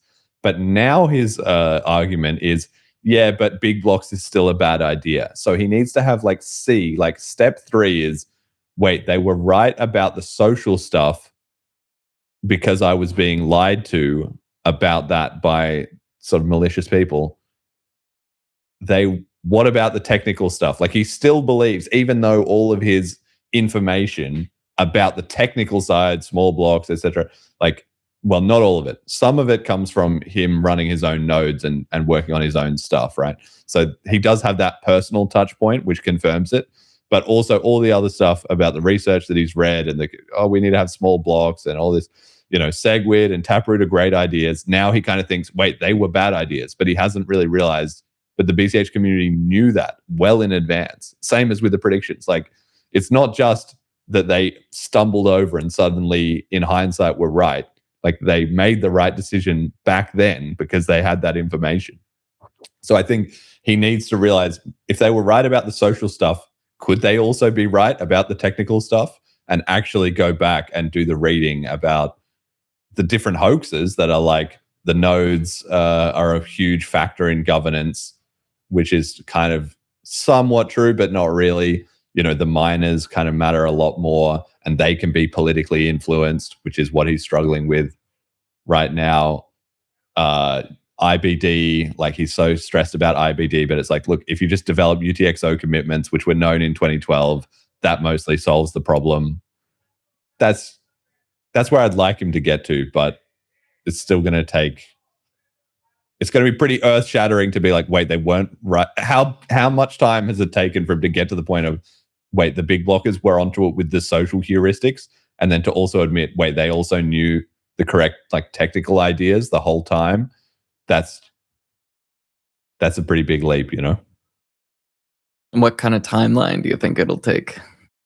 Well, that's it. We're going to see. So from here, the struggle to implement BIP 110, which they initially proposed, like, it's an emergency. We've got to stop CSAM and everything. We've got 3 months and then we're just going to roll it out. And then after their panic sort of subsided and they got thoroughly mocked for that, they realized, okay, this is going to take a little bit longer. So now they've planned it for for August and September. It's supposed to go live in September. So we actually have here the graphs of the BIP 110 signaling of this is like how it's actually going, which is that in 12 signaling periods, so 12 adjustments of 2,000 plus blocks, which comes out to 24,000 blocks, they've managed to get 13 blocks out of those 24,000 roughly. They got 7 in the last signaling period, which was an all-time high because previously they'd only got 3. But it's still like a couple of tiny little miners have signaled, and they've also got onto this idea of renting hash as like plebs to try and bolster up the blocks, which is a good idea. But ultimately, how much money can they throw into that furnace before everybody's like, we're just throwing away, like, we're not getting paid for this?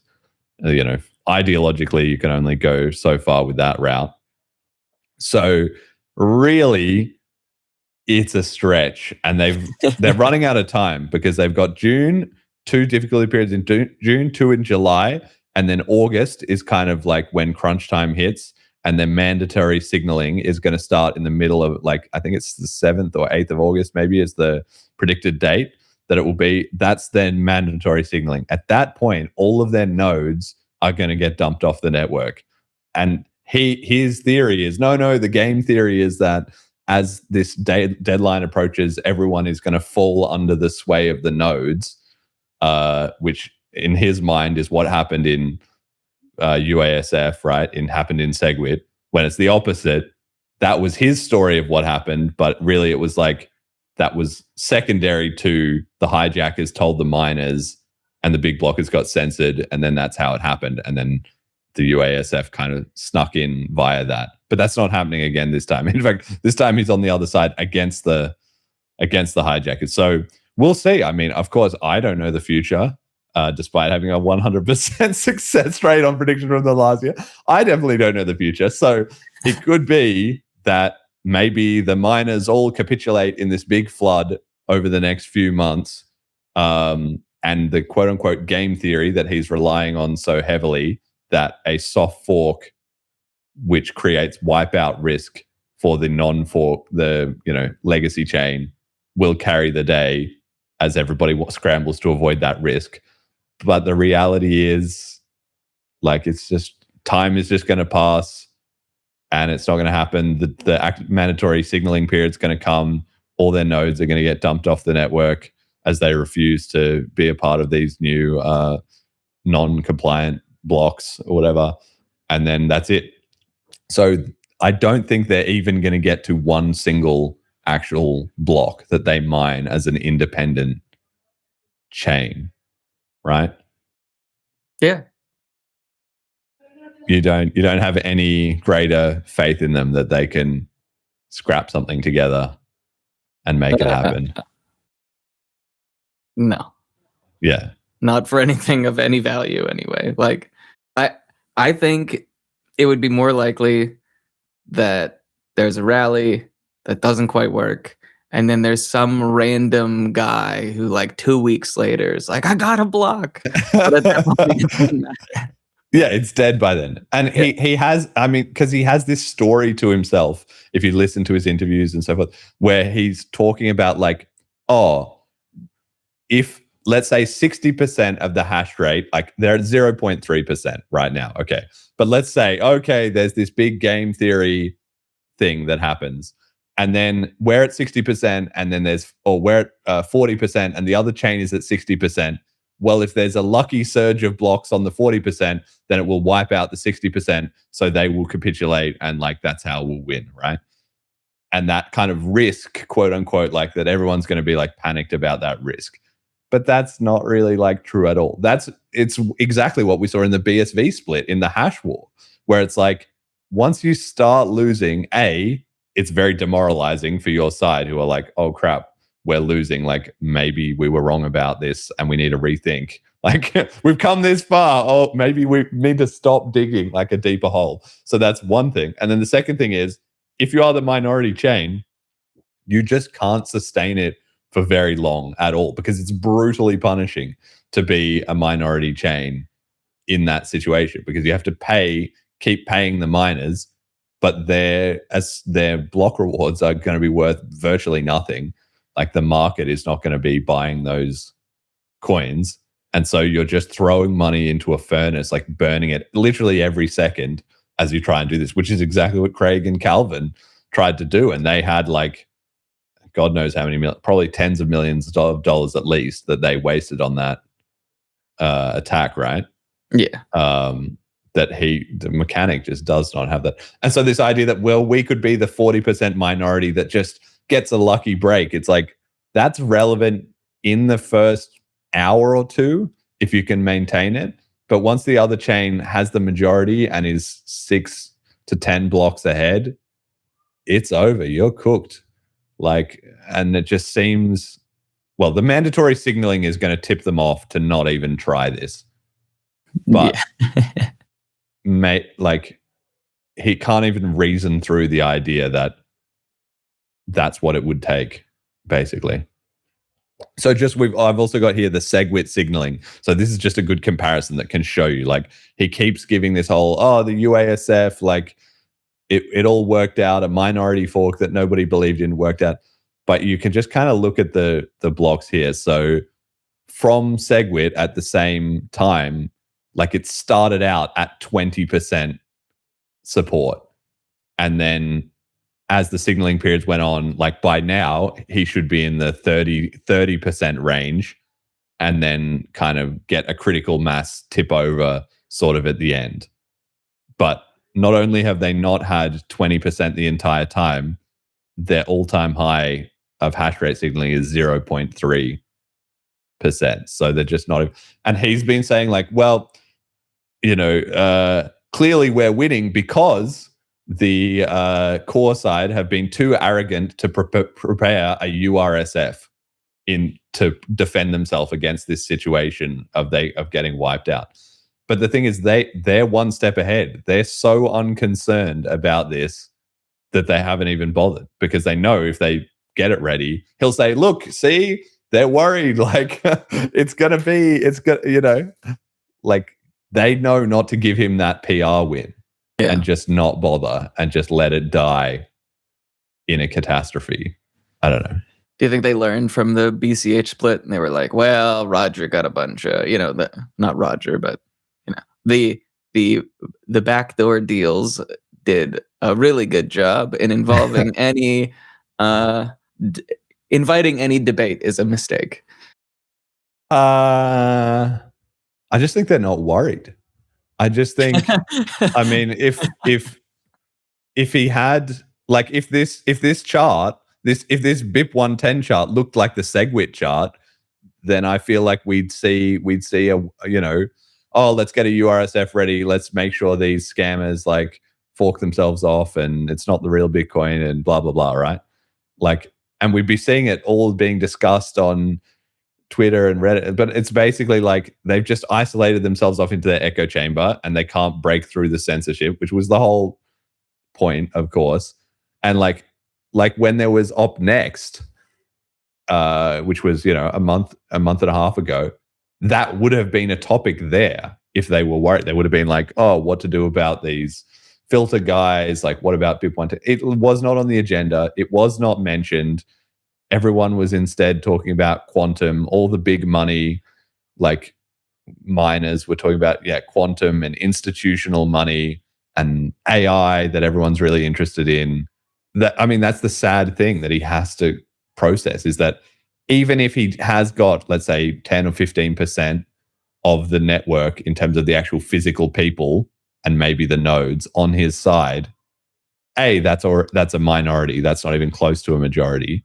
And B, that 10% doesn't matter if he's got the 10% of, like, riled up plebs versus 0% or 1% of the miners and the institutions and the dev cloud, the rest of the ecosystem.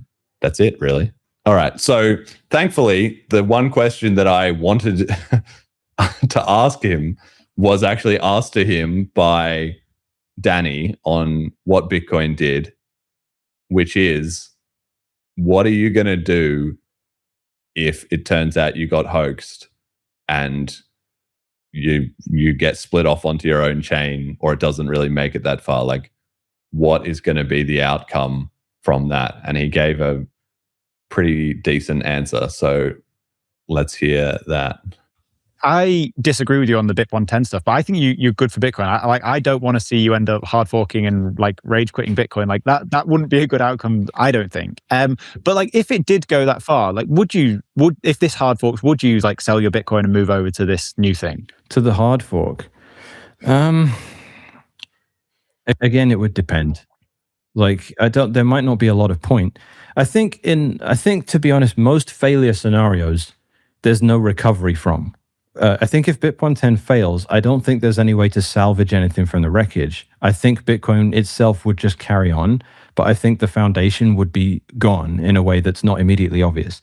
And I think, and this is like a painful thing to admit, but I think I basically would just withdraw from the space, because it's increasingly becoming a thing that I don't resonate with. And I don't like, I'm in Bitcoin because I love it, not because of anything else, right? I really love this thing, and I'm very grateful to the people in it that have made it what it is. And that's why I fight the way I do. So if it were to come to that kind of situation where I think something really did need to be done and it failed to pick up adoption, and we just carried on like nothing happened, I think that would spell the end for me.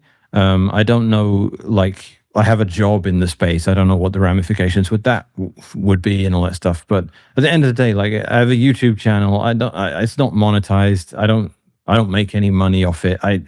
I'll make a video once every 6 months if I feel like it. It's not like I only do it because I'm compelled to do it. And I think the compulsion would stop at that point, right?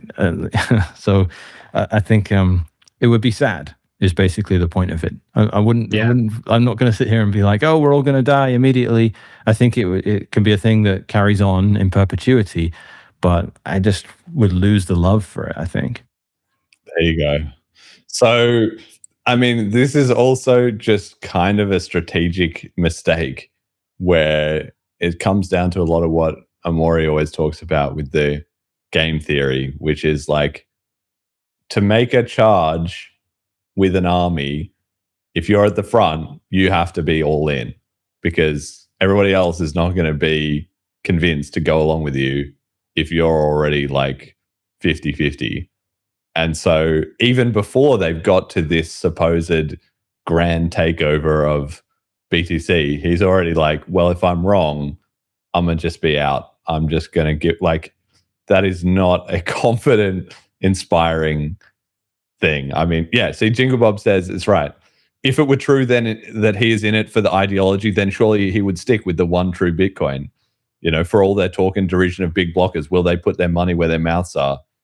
And the answer is no. Like, it hasn't even come to the test, which is still 2 months away, and they've already like admitted defeat in a way, because it's like, it'll go perfectly or we just give up. And that's going to be a sad thing to see, because clearly he is a passionate guy in Bitcoin and he has put so much of his time and effort and energy into it. And who knows, once it actually goes down, A, how it will turn out. Again, we could always be wrong. Or B, what his reaction will be. It's possible that would trigger a need to reevaluate and find out what he'd missed. And he could, you know, rewatch the BCH podcast episode. Yeah, so like, we're going to see what happens after he goes through this whole disaster, basically. You asked me last year if he read Hijacking Bitcoin, would that change things? And either he hasn't read it yet, or he hasn't been motivated to read it, or it hasn't changed his mind. But it's possible that he goes through this and then thinks, oh shit, what was I missing? And have that curiosity to put the pieces back together, watch the Bitcoin Cash podcast episodes, read Hijacking Bitcoin, think through it all, and realize that he, A, had been lied to the whole time, and B, that all his UASF story that he banked all his hopes on was completely fake, and he'd been fooled about that. But that will rely on him having either the motivation, you know, the anger or the resignation to redo that work. Otherwise, he might just be like, well, Bitcoin didn't work, I give up, and we tried, guys. Which, you know, would be vindicating for me and for all the BCH people in a way, because it's kind of like, here we are 9 years into just plowing forward on, you know, the one true Bitcoin, which he has always mocked and derided until the last 6 months. And it's pretty funny for someone to be in your shoes. You know, it's kind of like going to the gym, like on your first day, and like walking in as like skinny guy and just seeing like some bodybuilder just like putting in some massive like lat pull downs of like 100 kilos or something, and just being like, this guy thinks he's so good. And it's like, well, it's easy to think that until you sit down in that chair and try and do 5 kilos. Okay, well, maybe you've got a long way to go, but you kind of don't realize until you have to actually pull the weight yourself. And that's essentially what we're seeing, you know. And it should hopefully be a little bit humbling to him if it plays out that way. Again, maybe he's right, but I can't see it going his way at this point. What do you think? It would be nice if the compulsion to replace his compulsion to work in Bitcoin was to find out what the fuck happened. Like, it'd be a great asset, I think, for him to be like, here's another hijacking Bitcoin book from the perspective of a Bitcoiner, like for the past decade after BCH. I'd read it. Not that we need it, but I would absolutely read it. And I think it would be more beneficial to the people already in BTC than a book that Roger released. Yeah. Yeah. Well, yeah, it just has that, it would have that immediacy that maybe they had also lived through it and experienced it a bit more for themselves, you know? So, and I mean, all this is to say, like, my ideal outcome, what I really hope happens is it turns into a disaster, because that seems like the writing's on the wall for that. And then he thinks, wait a second, like, what? He goes back, he does the reading, and then he realizes that BCH was right. I would love to have him join BCH, which is why I put all this effort into making all this information public. You know, he was one of the clips that we had in that hoax episode 2 years ago, and I'd been following his channel long before that. And then we did the full episode explaining. I don't think he watched it, which was a shame, you know, like we did all that breakdown. Like somebody made a 2-hour podcast episode about me. You know, I think I'd watch it even if I was. Anyway, I don't think he did watch it until kind of more recently after the Epstein stuff. After I called him out on the Epstein stuff, I think there might, like, at least he might have looked into it a little bit, because certainly his messaging changed after that. He was at least hearing, like, he'd gone from blocking it out to at least hearing it, maybe not to listening, which is different, you know, but at least like some of it was seeping in, not at the point of like, okay, I'm just going to put my defenses down and just absorb this and just sit with it, which is what you need. When you've found out you've been wrong, you can kind of be like, well, they were kind of right and I was kind of right, and just cope about it, right? So to actually learn, you have to just drop your defenses and think, I'm just, without judging any of this, I'm just going to hear this brand new perspective, and then, you know, obviously sort it out afterwards how it fits in with what you do or don't know. Because once you know that some part of your mental model is flawed, the deeper it is, the more weird the alternative explanation that makes better sense is going to hear the first time you hear it. You know, if it's a surface level thing, okay, throw out these trivial facts that I didn't know, I'll just slot in this new stuff. But if it's like your whole tree of beliefs, it's like quite close to the trunk, that there's a huge branch full of like nonsense, then chopping that off, or at least looking at a different branch that might fit there, is a big ask. So anyway, I'm hoping that's what it'll come to, but probably not. If he does leave, do you think it'll be like, 5 years, 10 years later, he revisits and then is maybe like, well... I hope so. But of course, by that point, the situation will have completely changed. You know, he will have checked himself out of, I mean, it's just Bitcoin. Like, it's open, decentralized. Everyone plays their own part in the Bitcoin story. Maybe this was his chapter, you know. Certainly it's recorded forever in the BCH podcast. We had last year the poll results. We did that poll of the 4 options. Is he going to save BTC with his nodes? 0%. Seems like that's on track. Capitulate, rage quit, 42%. Minority split, knots, fork, 15%. And defect to BCH XMR, 42%. So it seems like capitulate, rage quit is the leading option here, you know. But time will tell. Anyway, I don't know, any final thoughts on any of that? Not really. Actually, one more. Yeah. 2 more months. Come on. Let's just fucking get this. Let's just rip the Band-Aid off. Well, that's right. Like, I didn't feel like we could have hashed this over for a full episode, but I was like, it's just not worth it. This is quite an important segment because we have to properly follow up on all our predictions from last year. But like, yeah, exactly. I agree with you. Like, get on with it. And that's what we've said so many times on the show. I don't know when they're just going to start listing. Like, to do a consensus upgrade takes at least a full year. Like, the block size was 3 years before SegWit got in, and in a cataclysmic way as well, right? And there's like the BCH community does an upgrade every year. And at the start of the chip process, that was like barely scraping by that everyone could get it together on a year, on a much smaller community with people much more aligned. And now we're doing it pretty smoothly. But even then, if we sped it up to 6 months, it would be like too fast, So yeah. And just that they initially were like, no, we'll do a 3-month emergency fix. And then kind of realized like they already lost so much of their credibility. Right, there's so many elements of this that they lost credibility on that was just so easily avoided. They spent ages talking about child porn and CSAM and how that was going to be like end the chain as soon as V30 was out. Somebody was going to put porn in a block and like that was going to be the end of it. Of course, somebody probably did do that. I haven't checked, and nobody, but whether they did or did not, it doesn't matter. Nobody cares. Like, there's already plenty of data embedded in the blockchain. They can't stop that. Or whatever. Oh, spam can be fought at the consensus level. They spent months on that like talking point while everyone was like, no, it can't. You're going to have to do a split till they finally, okay, we got to do that. Michael Saylor was like his hero for so many years. Oh, he's this great. And now he's like, why isn't Michael Saylor doing anything? Michael Crater is the same. Oh, what's his name? Matthew Crater, same thing. What's Michael Saylor doing? Where's he at? You got hoaxed, guys. You got fucking hoaxed. Like, we've been telling you the truth the entire time. Maybe it's time to start listening. All right. Somebody else who also needs to start listening. Oh, shout out. Steve Thurman says Dean Harrison won the main event of Superbike class with a 15 lead over second place. So shout out to Dean Harrison, who's been sponsored racing in the TT Isle of Man motorbike race. I don't know what the official name is. Congrats to him, and well done, Steve and Gareth, for organizing that.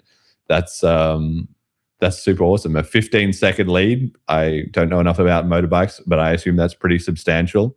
And I know also it's an event that people die in regularly. There's been like over 200 people have died in it over the last 100 years. And somebody died this year. So he's quite literally putting his life on the line with that. So yeah, shout out to him and great job with the BCH community. All right, so somebody who needs to listen to us, David Hoffman, the arrogant co-host of Bankless, and who has argued with me on Twitter, has announced that he's sold off all of his ETH. So despite all his attempts to dunk on BCH whenever I try and get something through to him, he has actually just completely capitulated on his ETH bags, and all the stuff he said about how ETH was great and is the future was just complete lies. And that's basically the same as Bitcoin Mechanic in a way. It's just funny that people so often come to the BCH community and say, oh, you stupid like niche shitcoiners or whatever, and then we just outlast them. It's like they are so convicted in the moment, but you just give it a little time to play out, and then suddenly, well, turns out I was just lying and or insincere and or wasn't really as committed as I claimed to be, right? So we have a little short clip here of him talking to his co-host. What's the other guy's name? It's slipping my mind. Ryan Sean Adams, talking to him about this idea of crops, censorship resistance, open source, privacy, and security, which is apparently the new focus of Ethereum, according to a mandate document that got released from the ETH Foundation, and which has since created a lot of people just checking out of ETH. Like, they just don't agree with this new vision or direction or whatever. And so they're just like, there's just mass quitting, exiting from the Ethereum Foundation. And this, among other things, has apparently convinced David to sell all his ETH. And as much as he will say in this clip that ETH is still amazing, he sold it all. So put your money where your mouth is, basically. So let's have a listen to his justification of the latest state of ETH. That I believe in. Oh, well, speaking of David, this is the first time we've had a Bankless podcast, and you are no longer holding Ether. So that's right. From Bankless to ETH-less, David. ETH-less. Why? What changed your mind? What happened here? It's what Laura Shin said, dude. It's like there's not too many parts of Ethereum that's focused on putting points on the scoreboard. I actually think that, like, Vitalik is doing this thing where he's trying to maximize crops to, create Ethereum as a bulwark against some of the worst possible futures of the world. And I think that's great. I think there's actually a part of him who's just adverse to growth. And the time for Vitalik to have like handed over the keys to somebody who could take the momentum that Ethereum had in 2022 and 2023 and run with it and grow it was like back in 2023. But he sees himself as like a protector of Ethereum's soul. And if you understand the trials that Vitalik had to go through navigating all the co-founder mess, you can totally understand and empathize with why he's doing that. But it seems that there are interests that are prohibitive for Ethereum growth to happen, and therefore ETH growth to happen. And a lot of the things that we see on Ethereum, like the layer 2s, all of the banks tokenizing money markets on Ethereum, all this Ethereum adoption is great. The Ethereum network is great. Like lean Ethereum is also great. And in fact, it doesn't need a valuable ether to do any of those things. Like, which has been some of the counter arguments for Ethereum for forever, is like ETH is just gas. And it didn't have to be that way, but we needed to have leadership to think like that and push forward like that when Ether wasn't gas, when ETH was more money back in a previous era. But now, like, I kind of feel there's just been so much momentum lost. And I don't know how Ethereum gets it back, especially when we have like a leader who's trying to protect Ethereum's crops for 1,000 years and is like somewhat disinterested in growth and adoption today. So yeah, but in that clip, like you can just hear so many different threads of things that we've talked about on the show and problems that the Ethereum community has. So firstly, like Vitalik is kind of mostly running the show, and his clout and influence is so big that he is sort of the de facto leader, which is sort of in true political fashion a good thing to have a benevolent dictator until they start making the wrong decisions, because then A, they're making the wrong decisions, and B, there's also becomes a big problem as people try to change their mind and just eventually defect if they're like, well, there's nothing we can do to get past this one obstacle. And of course, Vitalik, now with his billions of dollars of ETH or whatever, is, you know, he's got a life as well. Like, I'm sure he's a busy guy. So he's not, you know, he's like thinking of ETH as this paradigm shift technology, whatever, crops, censorship resistant, open source, privacy and security. But he's just losing the troops on the ground as they're like, when pump, you know, we haven't had a price gains in a long time. Our ratio against BTC has not got close to where we were. What is all this upgrades and so forth like for anymore?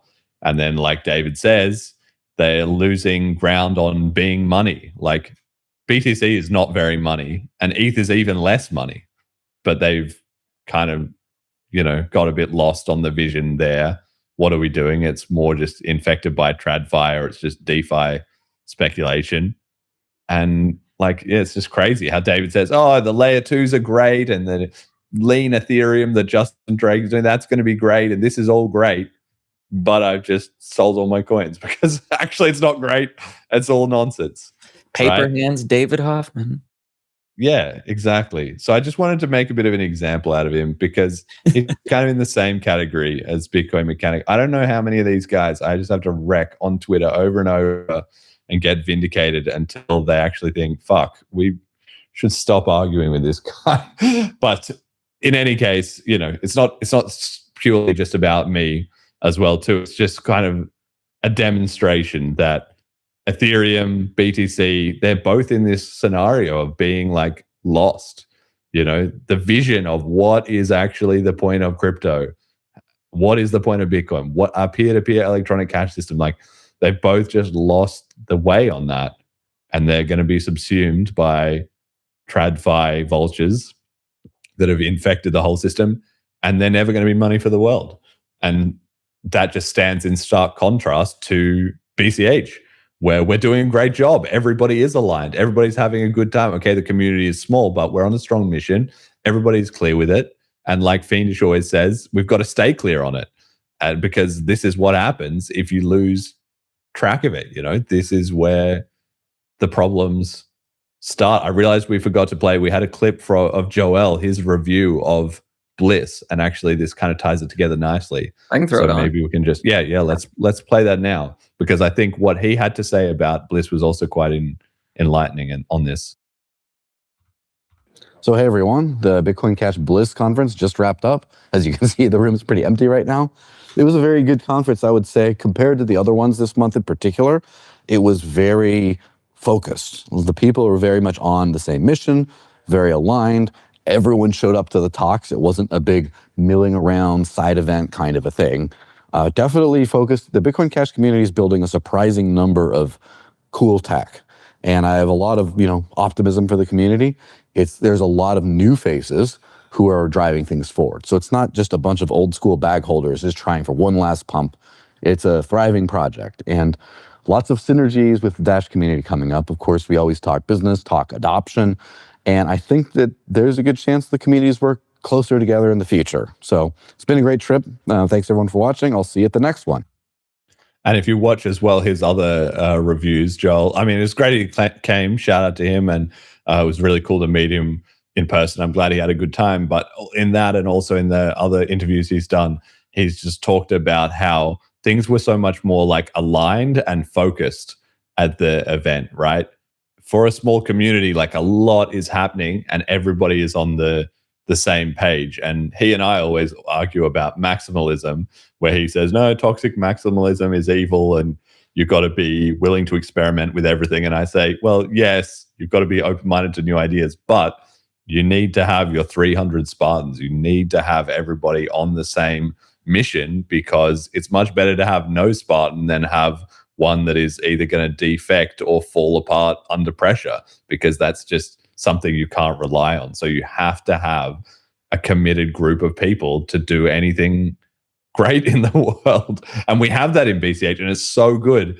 And this is just, all my attempt to emphasize once again that if we don't maintain and continue that tradition, we'll end up like Bitcoin Mechanic and David Hoffman, just like in this bizarro world of like, what are we even doing here? Why is none of this working? And why am I surrounded by people that are splintering off, chasing their own individual interests instead of building the technology and the vision that I thought everyone was here for? Now that you bring it up, I am also really curious. When things fail for Bitcoin Mechanic, he said he's going to leave the space. Does that also mean he'll sell his coins? Well, that's the thing. I mean, who knows? Like he said, and he did caveat it several times, to be fair, he doesn't know, and he goes on, we didn't play all of it, but he goes on to say, like, there's a lot of unknown unknowns. Who knows, how I'm going to react after, it all plays out, if it doesn't go the way I expect, etc. But he has already sold actually a lot of his Bitcoin. I think maybe he's bought some of it back, but sometime in the past year, he's definitely said on somewhere, I've seen him say it, that he had like dumped a lot of his coins, maybe even all of his coins, because he didn't really believe in it. He was like, what are we doing here, guys? Like, the spam is getting worse and worse. It's clearly not becoming money. It's like, so even that, there's just so many mistakes in terms of, if he already sold his coins, he's already kind of given up internally, and then if he admits that if the fork doesn't go well in advance of the fork, the split, then it's already cooked, because everybody's like, we're playing, it's like Amori says, like two cars driving towards each other playing chicken on a cliff. If you already shout out the window, I'm going to swerve, the other guy's never going to swerve. Once he hears you say that, he's like, okay, you're going to swerve. Fine. Let's just carry on. So yeah, I don't know. I don't actually know how much BTC he does or does not have. But losing that kind of true believer from the community is so painful for BTC. More and more of the coins are just held by faceless TradFi that just see it as the stock ticker. And like, you need maximalists, you need them. Yeah, but I don't have anything else. I agree, we need max. I do find like the more, BCH already has so much going on, it's hard to follow. All of this extra stuff, like other chains and other people, kudos to you for keeping up, because I find very tiring. Well, I am pretty obsessed with cryptocurrency, and I do also feel it a bit of an obligation that I follow it, for the purposes of this show, right? So that I can bring this in. Like, I don't want my listener base to be completely out of the loop when they're at crypto conferences or when they're talking to people on Twitter or something like that, and just not following like sort of the main narratives and threads of what's going on. Of course, as time goes on, we've had less and less of that on the show. Like, I used to sort of put more of it in because there wasn't enough going on in BCH for us to talk about for a full, 2 hours. But now, like, this is just after BLISS. This is what happens every year after BLISS. There's kind of a dip where everyone's like, BLISS was awesome, loads of great stuff. And then it's kind of like everyone's at home, recovering and starting to work on their next set of announcements. So it's just a good time to check in on the rest of the scene. But like you say, there's just more and more going on in BCH, and less of the show is following these. But we're still a small ship in a big ocean, so it's going to be relevant for a little while longer. And with specifically, I mean, the ETH stuff is a little bit more petty. That's me feeling a bit vindicated. But the mechanic stuff is a bit more like, people really need to see this, understand what's happening, and like get it. Because the BCH community already knows, but people who've started paying attention to the BCH community can see why we think the way that we do. You can go back and you can read the history, but you can also be like, oh, in the last few years, this is what has happened. This is how it's played out. And this is exactly why BCH needs to have made the choices that it has made. Because it's not only the wrong direction to do it the way things are going in BTC, it's quite literally unsalvageable. Like, nobody can save it. It just has to rot and die. Because, it's voice and exit. You just have to choose exit if voice doesn't work. We tried voice, tried very, very hard. And to be honest, Bitcoin Mechanic he's tried hard in the sense that he himself has tried hard. But in the grand scheme of, was the filter effort remotely comparable to the big blocker effort? It's a shadow. It's a shadow of the effort in terms of, how much like the block size war was all everyone was talking about in Bitcoin for 3 years straight. And they've done like 1 year of filter chat, which has been only the trending thing for like 3 months out of that 12, probably. They don't have the miners like riled up. Like, again, it's just 0.3% of the hash rate. They've got some nodes. They're a minority. They've been on stage at a couple of conferences. It's just a shadow of the original. But regardless, hopefully it teaches him the lesson. And then hopefully in future, then it will be beyond doubt. It would be like, here's all the BCH stuff. Here's the block size war. Here's why we did what we did. And if you don't believe us, it all repeated immediately afterwards. Here's Bitcoin Mechanic. Here's all what he did. If you can look at those two things and not see the common thread, or you want to have a third round of, we're going to start a CTV split or whatever, like, give me a break. Like, some people just never learn. But I don't think that's going to be a problem anymore. I think 2027, it will be like, okay, BTC is the captured TradFi asset. If you at all believe in the actual mission-driven element of it, that's clearly BCH, which is small but rapidly gaining traction as everyone realizes they were at the whole time. Either jump into that or sit at home and, hopefully you got some gains out of it, kind of thing, All right, message to the community. Do you have a message to the community? I feel like I already just gave my message to the community. Not really. I've got a shout out, but we can hold on. Okay, all right. We got to shout out the FundMe subscribers and donators. Majumalu, Eyes on the Ball, Molecular, the show we love, at Cash Stamps, use BCH for the win. So mix a bit. I like big ins and I cannot lie. No op, celebrating the devs. Emergent reasons, appreciate what you do. Hope you'll stay grounded in truth and reality. Real money for the world. Cash Dragon, essential work. Thanks. So thank you to all of those. Our donors and patrons, Ricky, Carl, and HP, and our sponsors, General Protocols. Check out bchbull.com. Obviously, there's more about BCH at bitcoincashpodcast.com. The bank run is tomorrow. Everybody remember that, especially with Binance trying to scam us. It's a good time for it, 1st of June, to do a bank run. And do you have a shout out? Yeah, my shout out is to the Furu Gurus team because the Ablet or not Ablet. Wow, the 1 minute blocks was the first prediction market I've ever participated in. At least one that was like obviously a prediction market. I think like you could argue to some extent BCH Bull is a little bit of a prediction market, but that's just gambling, right? It's like, so yeah, shout out to them. And I'm pretty sure they did a prediction market for the Dean Harrison event, right? Yeah, I bet on him to win, so I'm pretty sure I will be receiving some furus. I mean, speaking of that, just quickly, like we didn't touch on it, but that also makes me think that 1 minute blocks is looking pretty hefty. Like it's already at that 66% or more kind of range, 70%. And then I kind of feel like give it a couple more months, a little bit more research, and it'll just snowball to like, this is the obvious thing to do, right? Like we're still June, July, August, September, October. No, like there's still 6 months.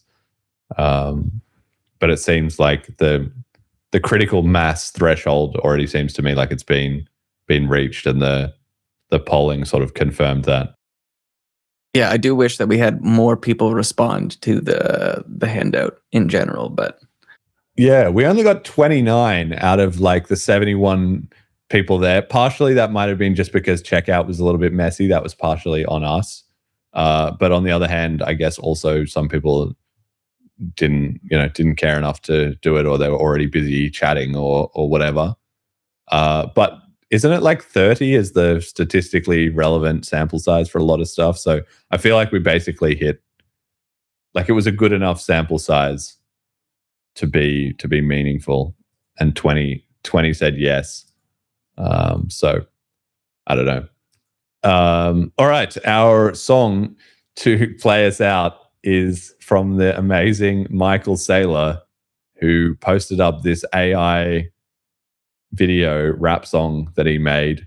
Honestly, it's pretty good. I've enjoyed listening to this several times. I think it seems like he didn't actually maybe make it because it's watermarked with somebody else, but he did repost this onto Twitter to 2.6 million views. And I think it really just gets to the bottom of how much of a scam cryptocurrency is, that this kind of thing can get 2.6 million views, and somebody exposing the truth like Roger with hijacking Bitcoin or something. Like it's not even remotely comparable. This is just the lowest common denominator stuff that just resonates with the government boosted traction on Michael Saylor's like hoax account.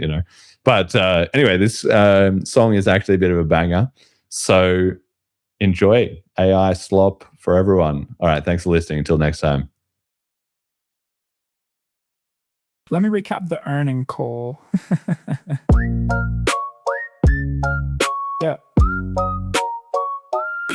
They said, Mike, don't touch the Bitcoin stack. Now I'm buying more while they fading into black. SGRC printing, engine running clean, watching debt transform into the Bitcoin dream. Turned on the BTC drive, no shame in my face. 65 billion and I'm still winning the race. They panic when I say, sell a little coin just to prove the whole market doesn't break or get destroyed.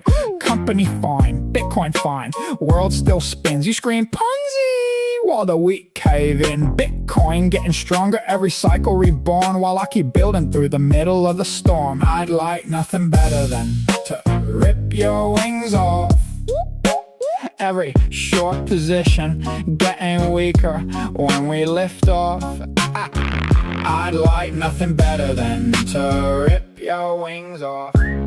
We use the equity ATM, yeah, we said it with pride. Then this DRC machine came alive on the side. More tools, more options, more fuel for the fire, while the shorts pray every quarter that the stock expires. I buy Bitcoin like development land. Buy it low, build it up, then expand what we can. Flip the profit back again into more BTC. That's the difference between conviction and jealousy. I like nothing better than to rip your wings off. Watching every short seller realize there's no second best. I like nothing better than to rip your wings off. There is no second best. ETH-less.